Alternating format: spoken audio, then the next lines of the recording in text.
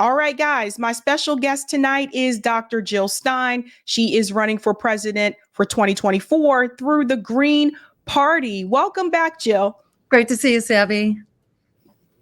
So, Jill, great things have been happening for your campaign. I actually just saw an announcement from NBC or NBC poll that said that you're now at 5%. And I want you to explain to everyone why that's so important as someone who's running as a third party candidate. Well, for starters, as a third party candidate, it's always hard to just break out of the political repression and the and the silencing and just being disappeared. And truth to tell, we have not been, we haven't even gotten the token appearance on Democracy Now! Yet, because we're a real threat. We're a party. We're not a one-off. And, maybe threaten their donors, who knows? But, we've not even been allowed to have an announcement here 3 months into the campaign. So, it's very hard to sort of break out of the background noise. And, after the election already started, there's a tendency for things to get locked in. And we entered late just because of the way that the campaign got launched. And so it's been hard to kind of rise above background noise. But finally we were at actually 4%, I think, a couple of weeks ago, and now we're 5%, showing that it's not just a one-off, and that in spite of the media blackout, people are hungry, people are furious, and people are fighting angry. And, we are the one pro-worker, anti-genocide, anti-war, climate emergency campaign that is on track now, not maybe in the future, but right now we are a force to contend with, on the ballot in 20 states, but many of the very big and most difficult states. So we actually have 75% of the work already done. That's thanks to the state parties who've been working all along. So at any rate, it's a big struggle to get seen and heard, but it's happening mainly because people are demanding an alternative to the parties of war on Wall Street, and we need it more than ever. That's right. And with that 5%, can you explain to people the issue with federal funding? Like, now that you've reached that 5%, and does that federal funding continue going forward through the Green Party in future campaigns? Yeah, exactly. So we are in the process of qualifying for federal funding right now. And that's through a different system that doesn't depend on your percentage, depends on basically raising small donor contributions all across the nation. We're almost halfway there to getting so-called matching funds. And that means that the federal government, because of that $3 checkoff on your income tax form, they've accumulated a pile of money. The big parties don't use it because there are obligations that come with accepting public funding. You can't you can't be swimming in dough, basically, and you have to observe various rules about campaign finance reform. And they want to spend without limits, so they don't abide by this. But there's a lot of money there to be drawn on, and we are close. In fact, I encourage people, go to jillstein2024.com and pitch in whatever you can, because it's those small donations that actually unlock public matching funds. And that just gives us a fighting chance. It's not what it should be. We should have real public funding for elections. And there are other systems, so-called clean elections systems, that provide really a decent guarantee. Actually, they would provide equal funding for all parties. There's a much better system that we are fighting for. We are fighting for this, and will continue to. But this is like the little residual token for public funding that's available now. And we're very close to earning that, which basically gives us more ammunition to fight corporate control of government and the parties that are bought and paid for. So, I encourage people to throw in what you can and help us get over that hurdle. But this 5% deal, what happens there is that if you reach at least 5% in November, then what happens is that you have many millions of dollars, on the order of 20 million or so, when the next presidential race starts. So it actually helps ensure that we will really have a competitive, people-powered grassroots alternative that's fighting for, the alternatives to empire and oligarchy. Otherwise, they're just, plowing ahead, business as usual. I want to talk a little bit about the strategy for your campaign, and if you have any new campaign announcements and the structure, because as I understand, Jason Call is your campaign manager. So let's start with a little bit of the structure of your campaign, and then get into strategy moving forward. Yeah, so we launched rather quickly. We didn't have a lot of prep time. We were basically launching to fill a gap when Dr. West decided to go his own way for very understandable reasons. A good, very amicable parting of ways there, but we had to really scramble. So we launched without the prep that you usually spend months putting together. So we have basically been without a campaign manager for a couple months. And recently, Jason Call stepped up to the plate, which is amazing because, for people who know Jason, he's a wonder to behold. He's kind of a nonstop organizer. He's also running his own campaign for Congress, which is wonderful. Check him out at,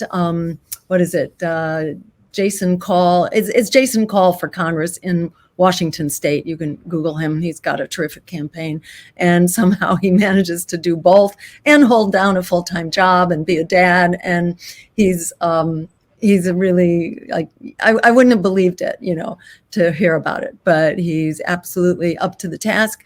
And so we now have a full-powered campaign, and we are going full speed ahead.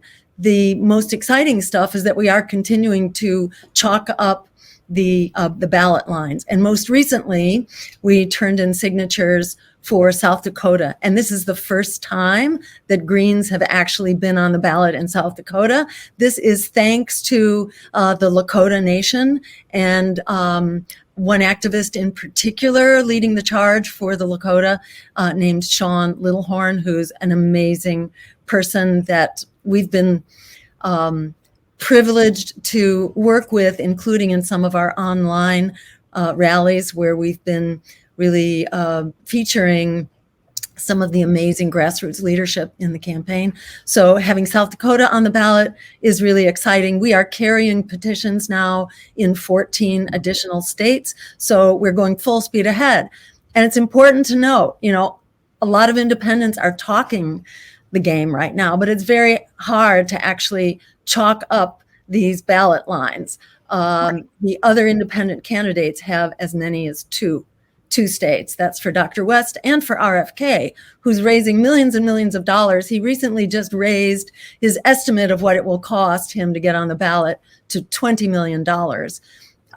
And we have 75% of that work done. Because we are a grassroots, people-powered party, we expect to be able to do this for $1 million to complete our additional states, which are the smaller and simpler states, with two exceptions. New York is very difficult, and so is Indiana. So we are, in the process of building those fights right now. It's shameful. It is absolutely shameful that this has to be really the full-time preoccupation of alternative parties. And this is by design. This doesn't happen, by accident. This is how the major parties tried to sabotage their competition. It wasn't always this way. This began in the early 1900s when there was an effort to basically silence the socialist parties during the Red Scare, one of the Red Scares in the early 1900s, and when all these artificial barriers were erected. So this is what we have to go to incredible lengths to to play this game. And it's virtually impossible to do this without actually having gone through it. So we've had many races to build our capacity and to build the culture. This is one of the reasons why I felt really impassioned about filling the gap when we no longer had a presidential candidate. I really felt like we have worked too long and hard to fight the empire. You can be a powerful and profound voice, and it's important for us to have all those voices out there, and there are many of them in this race, principled, people-powered voices. But unless you are actually challenging power, unless you're threatening power, in the words of Frederick Douglass, power concedes nothing without a demand. It never has and it never will. So, it was a matter of, we got to use it or we're going to lose it. It's a culture. It's the people who know how to watchdog the rules, which are always changing on you. They're different in every state.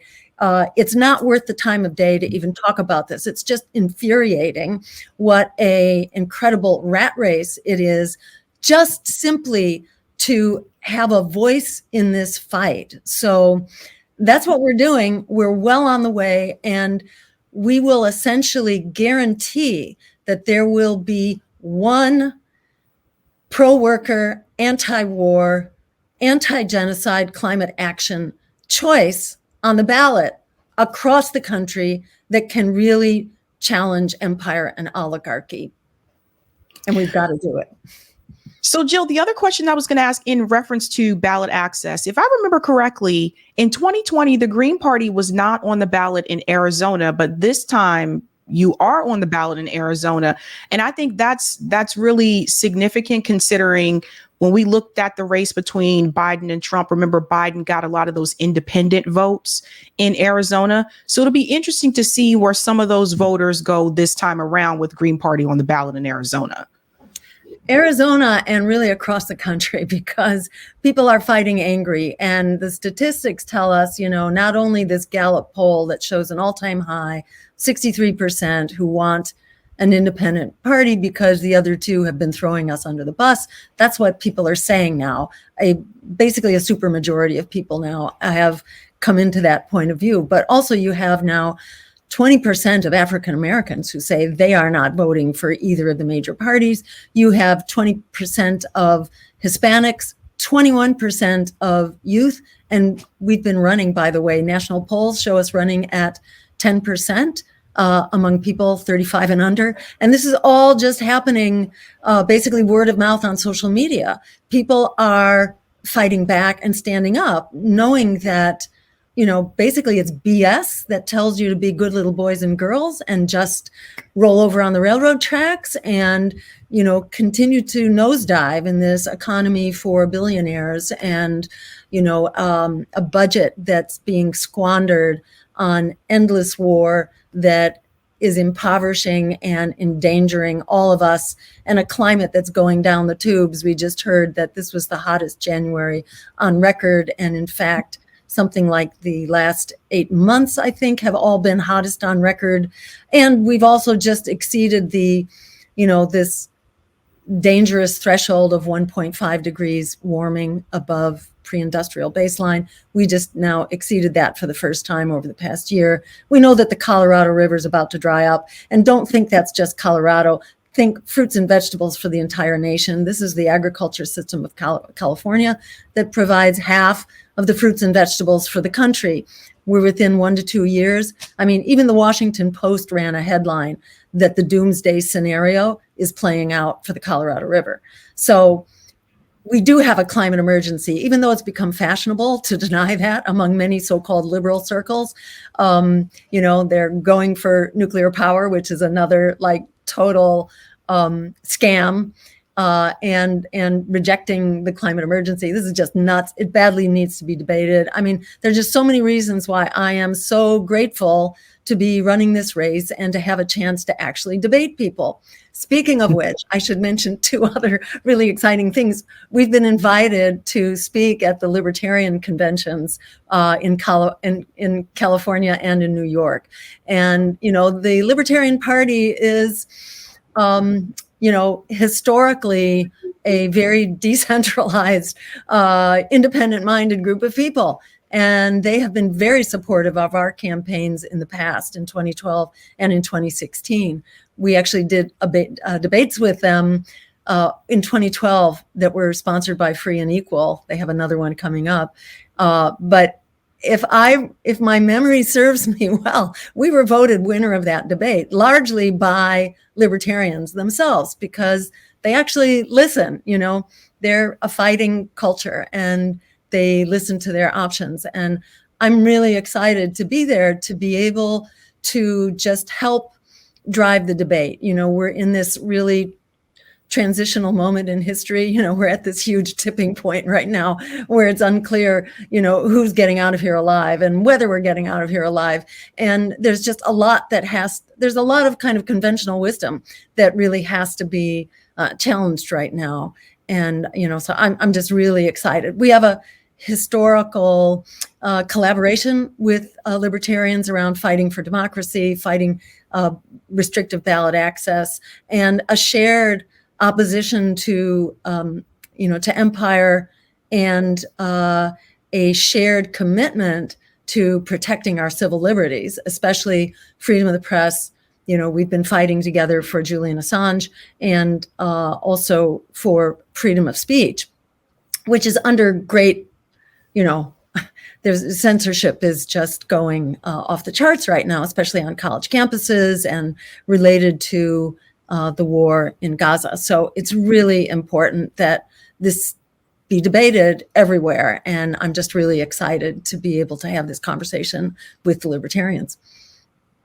That's awesome. I mean, I agree with libertarians on some issues, like you said, like the anti-war, the censorship and those types of things. So I agree with them on some issues.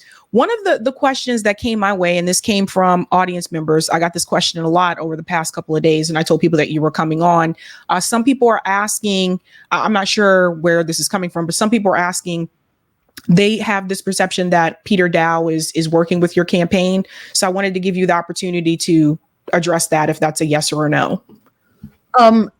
Well, it's actually no, but let me just also say that we have bigger fish to fry. When people have been, how to describe it, attack dogs for the Democratic Party, and then they learn to regret their ways and they apologize profusely, I think this is like a waste of time. Next question. All right. So I want to move on to this part here about the attack on third parties, because I did see this post from you. There's an article in Politico, and you posted this, and it said, Politico reports we're making Genocide Joe nervous. So once again, the party of saving democracy is plotting dirty tricks to kick us off the ballot. And it's this piece here where it says, the latter will, I'm told, include a multi-pronged offensive against Kennedy, Stein, and West, some of which will come from the campaign and some from outside entities. And then this piece here where it says, in the short term, that means seizing on any chance to complicate the ballot access of third-party candidates and attempting to discredit their motives or at least highlight the less savory aspects of their characters. And I want to talk about that for a second, because I mean, you've been through this before. The media and other politicians are going to heavily smear third-party candidates, independent candidates. They've already started doing that. But, as we get closer to November, they're going to pull out all different types of tricks. I think I would say one of the advantages that you have is that you've been through this process before. And particularly, you already know the things that they're going to try to say about you. How do you think that's actually going to work this time around? Because, for example, one of the things that the media likes to say about you is that, oh, she had dinner with Vladimir Putin or whatever. I don't know if that's actually going to fare well with people this time around, especially considering the fact more people want to hear the other side. Tucker Carlson just dropped this interview that he had with Vladimir Putin. I checked it on Twitter. It already has over 9 million views. He literally just dropped this. So more Americans are interested in hearing, now that we have this war with Ukraine, what does Vladimir Putin, what does he have to say? Why did he choose to invade in Ukraine? So obviously, if it has over 9 million views, that means people want to hear his side of the story. So do you think this is actually going to work this time around?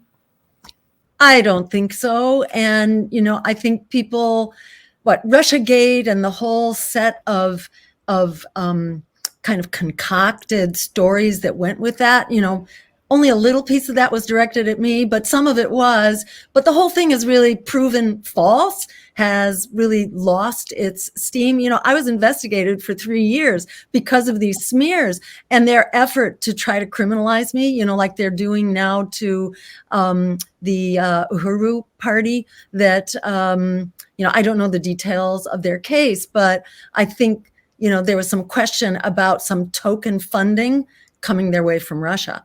And we were always very careful to abide by the letter of the law. So there was, and dialogue is good. Dialogue is important.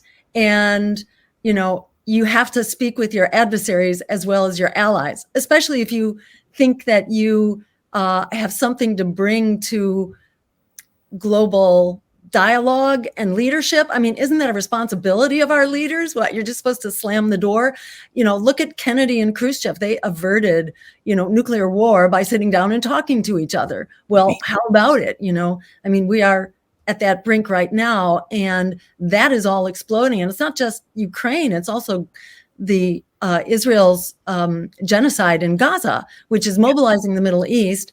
And, in all of its wisdom, what did Congress just do? They turned the so-called immigration bill into just, a military bill and a warmongering bill. And the bill that came through the Senate, as I understand, I'm not sure if it was voted on yet, but, the immigration piece was stripped out, which is good because it was terrible to start with.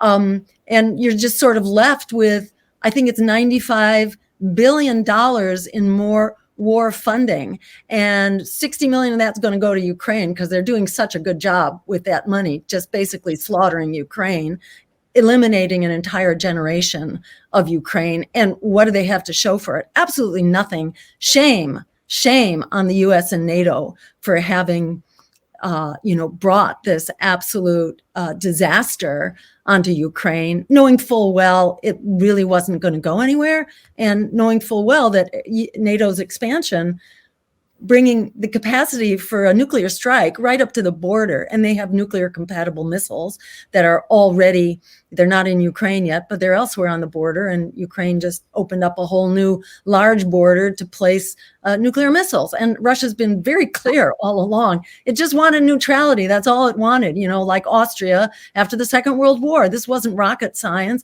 and the US was sabotaging this. The opportunity to avert war and then to stop the war, within months after its beginning. So shame on the US on Ukraine, shame on the US on Gaza, because this funding that was just passed, so it's mostly for Ukraine, but there's 17 billion for Gaza, as if we don't have something better to do with that money.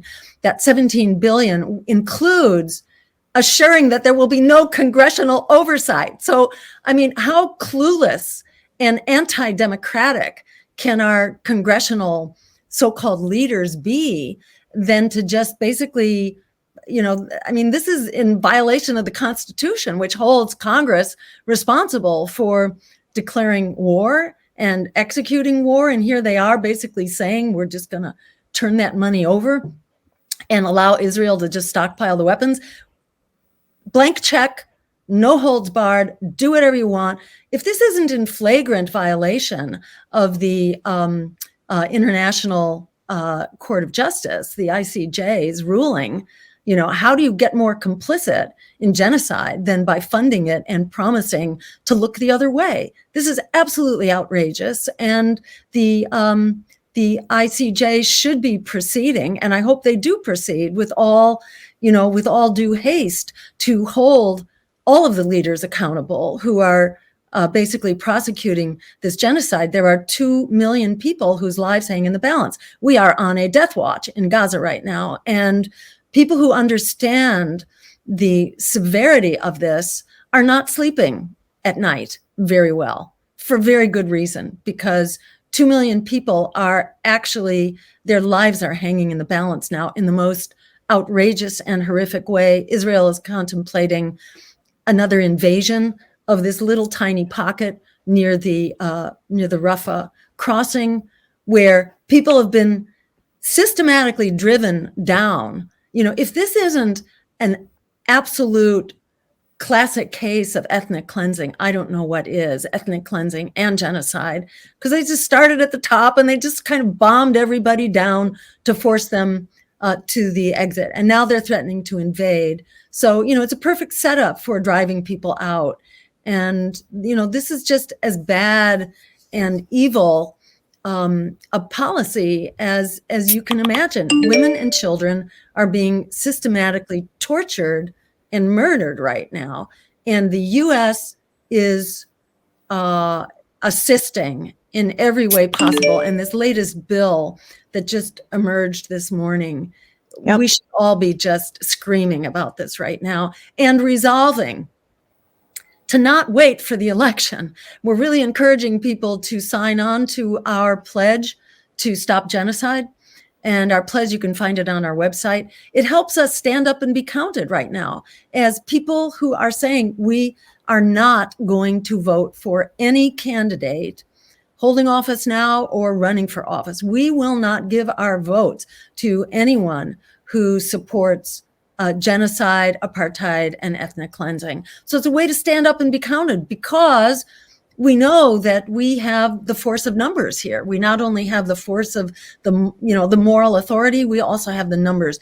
It's 68%, according to a Reuters poll, who want a ceasefire, but it's a full 50% now who understand that Israel, with U.S. support, is committing genocide. People recognize this now for what it is. And if we can show that we're translating that into votes right now as we speak, not only can we win the election as the one campaign that will be and is on the ballot right now across the country on our way to full ballot status, we will have that option. And it just helps strengthen our hand now and not wait. Again, in the words of Frederick Douglass, power concedes nothing without the demand. And we have to bring that demand into this discussion in order to save the lives that are absolutely teetering at the brink right now.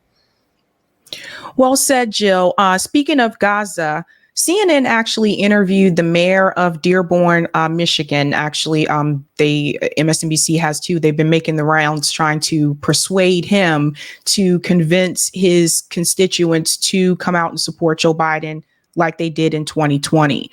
As you know, I'm sure as you know, Dearborn, Michigan has the highest Arab population in the United States. They did heavily come out and support Joe Biden in 2020, but now there is an abandoned Biden campaign that has started among the Muslim community in the United States. And I want to hear from you, because I know recently you were at an event, I believe in Chicago, that was sponsored by the Muslim Coalition. What are some of the things that you've heard from Muslim voters in this country in reference to this Gaza issue and how they plan to vote, if they plan to vote? They do. And one of the things that we're trying to bring to the table is that abandoning Biden isn't enough. There's nothing that the war parties would like more than for anti-war voices and anti-genocide voices to silence themselves. So it's really important not to play into that trap, and to not only abandon Biden, but also to dump Trump. And we say to join Jill in this fight to stop genocide, and to understand that we have the strength of our numbers, and all we need now is the strength of our convictions to stand up and make it so. It's really important to seize this moment. It's not only the lives of 2 million Gazans at stake. Arguably, the lives of Israelis are also at stake here, because Israel is making itself a pariah among nations, and it is surrounded by nations who are not friendly and who are becoming extremely unfriendlier the more genocidal that Israel becomes. And you've got the U.S. right now bombing 3 countries as though that's going to help the situation. You had the Houthis, or I should say Ansar Allah, as they prefer to call themselves, standing up to basically abide by what the Convention on Genocide says, which is that it is the obligation of law-abiding nations to interrupt genocide. So what are they doing? They are trying to stop the shipment of war materials to Israel. That is what they're doing. They have miraculously avoided hurting, taking any lives in this process. And the U.S. has seized upon this to basically declare permanent war on Yemen. We have bombed Yemen, I think, 18 times now in the last several weeks. And we are also, we're bombing Iraq and Syria, and we're going after Iran's forces, in the same way that Trump, in all of his wisdom, assassinated, one of their most dearly beloved leaders who basically fought back ISIS years ago. That's sort of what Joe Biden is doing right now. And it's really important to remember that Iran now has a mutual defense treaty with Russia. So this is so dangerous. This is so like World War I-ish, where everybody's connected to everybody else. And Biden, in all of his senility and his cognitive decline and his confusion, what basis does he have for doing this? It's exactly the wrong thing to be doing. He could stop the Ansar Allah's, disruption of commercial traffic through the Red Sea. That would all be shut down in the blink of an eye if we simply stopped the genocide that's going on in Gaza right now, which should be stopped on its own moral terms anyhow. So this is solvable, and the American people are, it's like enough to restore your faith in humanity to see how the American people, especially led by young people and the communities of color and the indigenous communities, they, identify with the people of Gaza for good reason. And this is about not only standing up for the lives of Gazans, for the lives of Palestinians, for the lives of Israelis, ultimately, for the lives of people in the Middle East, but really lives all over the world, because if this goes nuclear, which it easily could, we're all at stake. And people don't understand, and especially our idiot leaders do not understand, that nuclear weapons are never over there. One nuclear submarine carries enough nuclear weapons, basically the equivalent of 4,000 Hiroshima bombs. That is enough to put us into basically civilization destroying nuclear winter.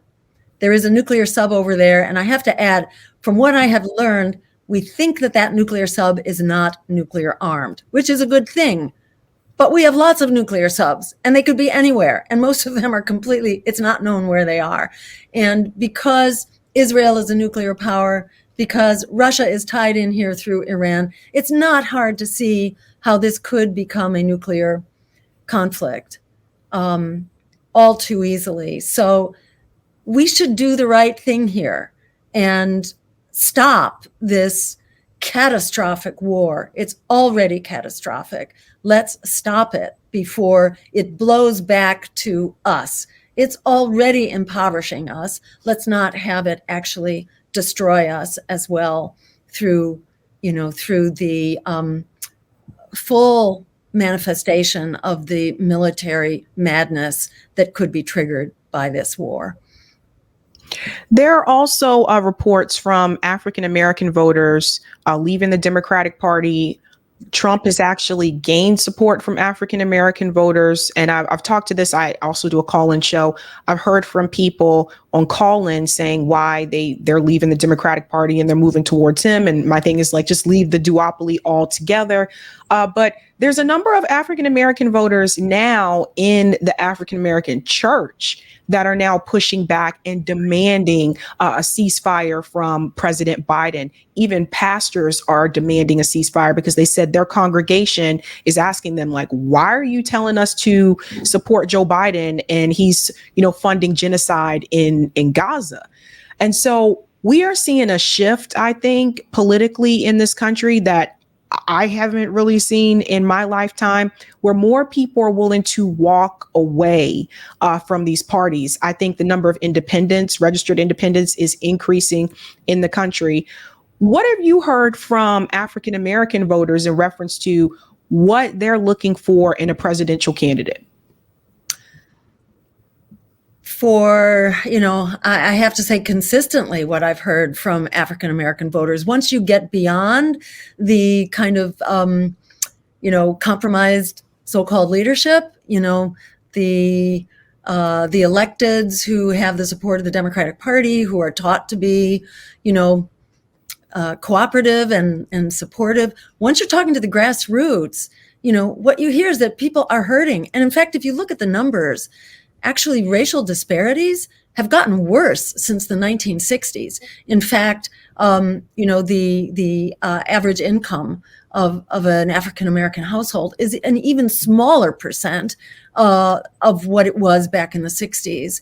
And, differences in survival and longevity and access to healthcare and schools, you name it. I mean, what I'm hearing from the African-American community is that it's damned if you do and damned if you don't in terms of Democrats and Republicans. It's not really palpable to African-Americans that one is better than the other. So like the whole fear mongering around Trump has kind of lost its, has sort of lost its traction among that community. What I've heard some African-Americans saying is that they've been even more broke under Biden, with inflation and rising prices. And it's not like that's just happenstance, because Biden either blew up the Nord Stream pipeline and raised energy prices and everything derivative from that, or he gave the thumbs up to it. This didn't happen without his approval. So yeah, I think a lot of this actually does go right back to Biden. It's hard to attribute everything in the economy. But also Biden allowed all the supports around COVID to just go up in flames. And he didn't have to do that. He resumed student debt payments when there was no reason for that to happen. Who is he taking marching orders from? This is someone whose brain is not working very well. So it's hard to know who's whispering in his ear about what he needs to do. But it's just been so harmful to vulnerable communities, whether that's African-American or Hispanic or indigenous youth, you name it, across labor. This was going to be the most labor-friendly president ever, but he completely sabotaged the right to strike by, his vote or his actions and the vote of Congress, including the so-called Squad and progressive Democrats, to sabotage the right of the railroad workers union, which in turn then led to the catastrophe at East Palestine, because one of the things the workers were fighting for was adequate staffing, safe staffing, so that, and so that they could get some sleep at night, because now they're on call 24/7, 7 days a week. And, like 50 weeks a year, they do not have protected time, and their staffing has been massively cut. I think they had like a 30% drop in their staffing. So you have like 2 people now that are taking care of a train that can be miles long, carrying extremely dangerous cargo. So it's just a setup for disaster. And this is the rule, not the exception. And what happened in East Palestine, by the way, could happen anywhere. And it's really, and that's a whole story unto itself, how working class America is being thrown under the train here, literally, by the policies of the Democratic Party, including how they treat working people. So, yeah, I mean, I think people are standing up and they're screaming, and we're seeing that now where, I think among Hispanics, support for Trump now actually exceeds support for Biden. And what a commentary that is. I think some of that could have to do with the border issue. And I wanted to get your take on that. So that bill was voted on today, and it appears that the border piece of that bill, they could not reach an agreement on between Republicans and Democrats, right? So obviously there's been a lot of complaints from people in cities like Chicago, New York, Boston is having this issue as well now too, where Governor Abbott from Texas has actually sent migrants to sanctuary cities. And basically when the migrants come into those sanctuary cities, the cities are actually now putting them into low income Black neighborhoods that don't have the resources to really take care and house them, et cetera. So, for example, in Boston, they actually closed a rec center in Roxbury and they brought migrants in there. So now the people in the community can't use the rec center at all. So the kids that played sports in that rec center, I don't know what they're going to do. So now what is happening is you have basically 2 oppressed groups that are now angry at each other. And this is really what the ruling class wants to happen. I feel like they're trying to pit workers against each other, What would you do in reference to the border situation? Because I feel like the immigration issue, nobody has seemed to solve this issue or come up with a solid plan as long as I've been alive. Absolutely, because to solve this, you really have to address its underlying drivers. So essentially, there are two things that need to happen. One is you have to stop driving people out of their countries. You have to stop destabilizing them and making war on them. It's basically the follow-on to war, to dirty wars, to coups. Look, Guatemala, El Salvador. It's the countries that we have both messed up by basically undermining their democracies in no uncertain terms, overthrowing their democratically elected progressive and socialist governments, which is what we've been doing, ever since the 1950s. There's some like 80 or more regime change operations that have been undertaken. Thank you, CIA and other, U.S. Agencies. So this doesn't even include the wars. These are just like the overthrows, 80 of them. And that's where you have, this, Chile, where we overthrew the democratically elected Salvador Allende and replaced him with an incredibly horrific, repressive, fascist dictator. So you make a mess out of the governance of a country. You make a mess of their economy. You allow corporations, especially U.S. corporations like United Fruit, whom we were benefiting by overthrowing the government of Guatemala. We were allowing United Fruit basically to resist land redistribution in Guatemala.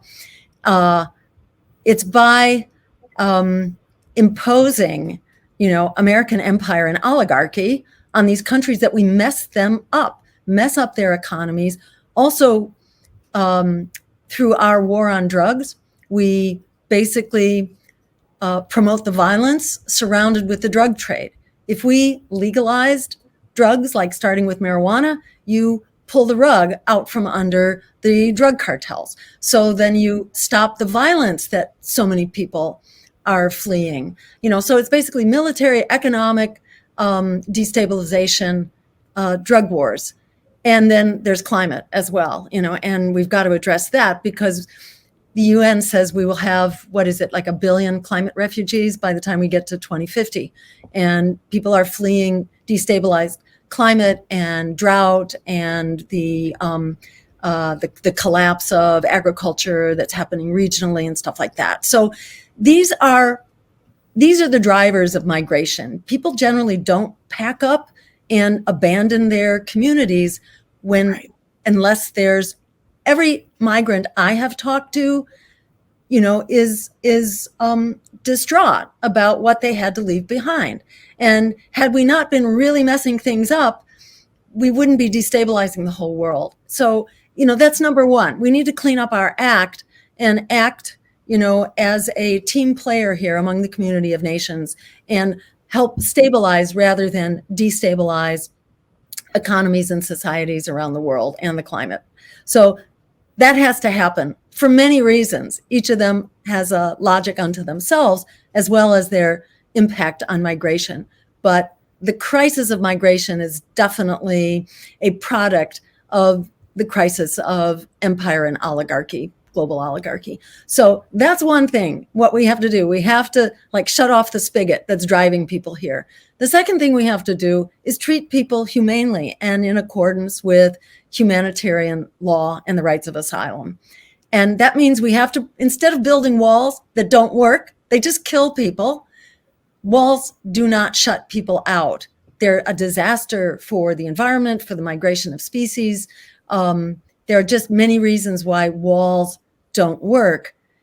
Instead of spending billions of dollars on walls, we need to provide humanitarian support.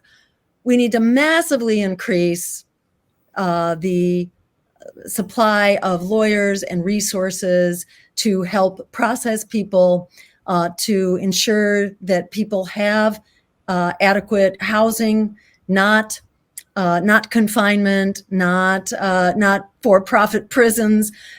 We need to provide a supportive and dignified helping hand to people who have had to flee to this country as a consequence of the mess that we largely have made in their countries. So let's have a humane and supportive immigration system while we bring down the numbers of people who are being driven here. And we could legalize marijuana, for example, overnight.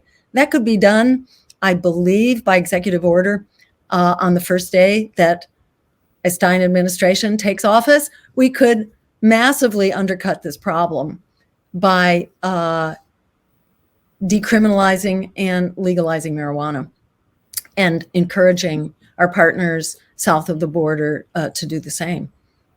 Well, several states in the U.S. have already decriminalized or legalized marijuana. That's why I said to me, it just doesn't make any sense for them not to just go ahead and legalize it. But the other thing I want to mention, too, in reference to immigration is I feel like the immigration process in this country is too long. People that I've spoken to, I had classmates that went through that process, 10 years for some people. It's just really ridiculous. And this is something that I think a lot of people may not be aware of this. But if you actually go back and you watch video footage of debates between George H.W. Bush and Ronald Reagan as well, he talked about this. They actually wanted to find a pathway for immigrants to get the legalization faster. So that goes to show you, honestly, how actually both of these parties have changed, how the Republican Party moved away from that, and how the Democratic Party is now just like, whatever. I mean, I don't know what Joe Biden is doing. It doesn't seem like he's really all there. There was actually a report that was released earlier today, I think from the Security Council that they're now admitting that Joe Biden is in poor health and that he's having trouble with his memory. So this is very dangerous at this point in time when he's already got us involved in 3 different conflicts, Jill. We have Gaza, we have the Ukraine war, and we have Yemen, and they're also striking Iraq now. Yeah. And the president is having difficulty with his memory. This is very dangerous. Extremely. And, I heard that there was going to be a White House press conference tonight, and Biden was going to address the nation on TV. And there was some speculation that, could he be stepping down and basically passing the torch to Kamala Harris, which is hardly like an improvement. Not that he's stepping down from the presidency, but, from seeking the presidency as like the leading official candidate. So that is certainly a possibility, and it is also a scary possibility. And I think things don't really change very much. It's a different kind of scary, but it's equally disastrous. And I agree with you. This problem, the immigration problem and the crisis, how long it takes, and the issue of immigrants being shipped north and dumped, whether it's on Martha's Vineyard or in Roxbury or in Florida, wherever, that's awful. That's horrible. And it doesn't have to be that way. Instead of building walls, we can provide the civil society support and the rapid processing so that people are not forever in limbo, and to provide work permits so that people start generating income. Because, Massachusetts just put out a report in my home state here that immigrants basically pay the taxes that benefits economies enormously. Provided they have been processed and have work permits, they are then a part of the tax system. So the problem is the lack of resources to have plugged people in. The problem is not the immigrants. The problem is the lack of a system for processing immigrants. And I think it's just so important not to kind of have these truncated view of the problem. You can't look at immigration outside of what's driving the immigrants here. You can't just say, we're going to separate families and be mean to children, like torture children as a way of discouraging immigrants from coming here, and that was actually a policy in so many words that, that was being promoted. How are we going to stop immigration? By just really bringing the hammer down on immigrant families. That's just like, that's outrageous. We can fix this in a humane and holistic way by shutting it off at the source. And let's be the society that we would want if we were forced to migrate. And given what's happening right now with climate, we're going to see a lot of migration. Even like internally in the US and all around the world. So, it's time to step up to the plate and start behaving in a humane and respectful fashion. All the old kind of like biblical guidance about treating the stranger, with respect and with dignity. That's for a reason, the whole golden rule, do unto others, that's for a reason. And what goes around comes around. And, it's just like shocking that we have to go back and persuade people. And the Democrats used to uphold this. They don't anymore. And what this bill made very clear was that it was like the ultimate deal with the devil.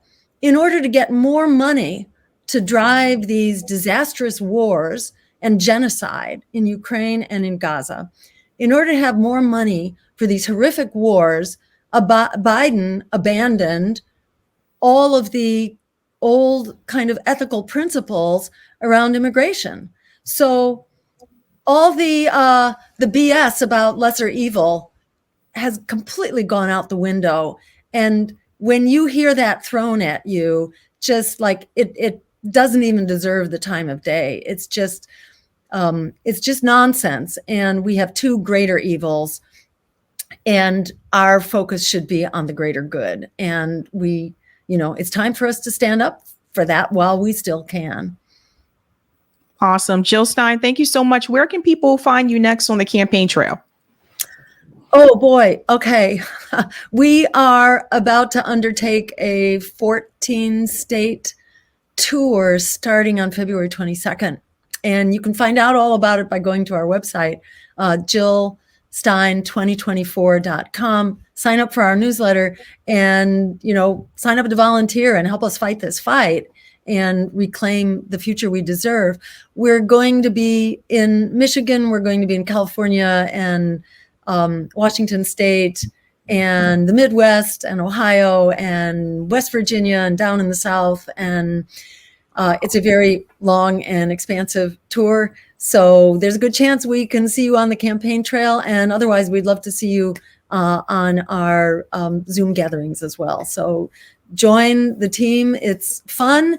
It's exciting. The need for transformational change has never been more dire, but the possibility to make that change has never been so close at hand.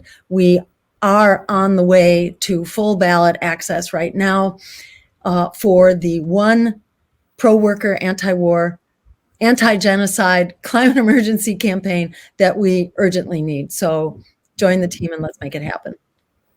Awesome. Thank you so much, Jill. Great talking with you, Sabby, as always. Take care. Bye-bye. Bye.